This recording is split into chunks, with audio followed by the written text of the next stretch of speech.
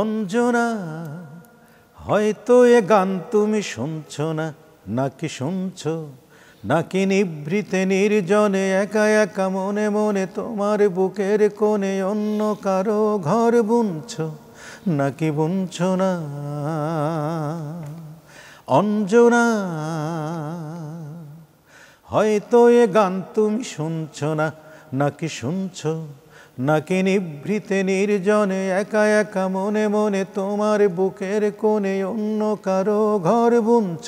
অঞ্জনা এখন সাধারণ মানুষের, জনগণের। না, আমি ভাবলাম দুজনের মধ্যে কোনো কাড়াকাড়ি আছে কিনা অঞ্জনাকে নিয়ে। না, কোনো কাড়াকাড়ি নাই, জনগণ কাড়াকাড়ি করে। আমরা দুজন তৈরি করি, আমরা দুজন সৃষ্টি করি, জনগণ এটা লুফে নেয়। হ্যাঁ, সেই জায়গাতেই আসতে যাচ্ছিলাম যে এক অঞ্জনাকে নিয়ে 52টা গান আপনি লিখেছেন, আর আমি যদি সেই সংখ্যাটাই ভুল না করি আপনার 43টা গানই আপনার গাওয়া। হ্যাঁ হ্যাঁ, এখানে একটা একটু কারেকশন আছে। কারেকশনটা হচ্ছে যে 52টা গান আমরা অঞ্জনা করেছি। 52টা গান অঞ্জনার মধ্যে 43টা রিলিজ হয়েছে। আচ্ছা। আর কিছু কিছু গান আমাদের এখন স্টকে আছে। আচ্ছা। আর দ্বিতীয় কথা হচ্ছে যে 52টা গানই কিন্তু মিল্টন খন্দকার লেখেনি।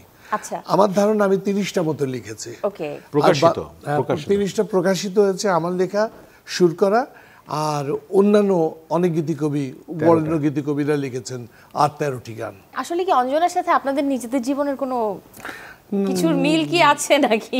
এইভাবে আমরা না বলি, দর্শকদের সাথে মিল আছে, শ্রোতাদের সাথে মিল আছে। শ্রোতাদের কথা ভেবেই আমরা দুজনে গানগুলোকে বেশ দারুণভাবে পছন্দ করছে। আমি একটু জানতে চাই যে অঞ্জনার জন্মটা আসলে কিভাবে, যদি বলেন মিল্টন ভাই। অঞ্জনার জন্ম গানে গানেই জন্ম হয়েছে।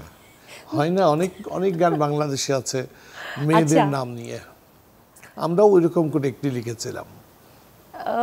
মানে বিষয়টা আপনাকে ক্লিয়ার করি, আপনি মনে করছেন যে সত্যটা আমরা বলছি না, বা আপনি জিজ্ঞাসা করছেন জনগণ। আমি এমনটা মনে করছি না, দর্শকদের আসলে জানাতে চাইছি। এটা কিছু না, আমরা হয়েছে কি ভিতরে যে রসটা আছে এটা ভেঙে বলতে চায় না।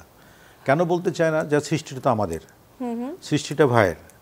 তো সেই সৃষ্টি নিয়ে মানুষ যখন মজা পাচ্ছে, মানুষ যখন এর লুফে নিচ্ছে, তখন আমাদের রহস্যটা আমাদের কাছে থাকুক, মানুষের ভালোবাসাটা মানুষের কাছে থাকুক।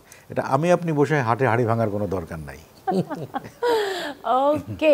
সবশেষ অঞ্জনাকে নিয়ে লেখা কোন গানটা? স্বৈরাচারী অঞ্জনা।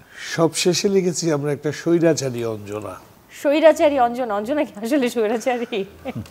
ওই অঞ্জনে আসলে মনির খানের সাথে যে স্বৈরাচারী আচরণ করেছে সেটাই আমরা তুলে ধরেছি। আপনাদের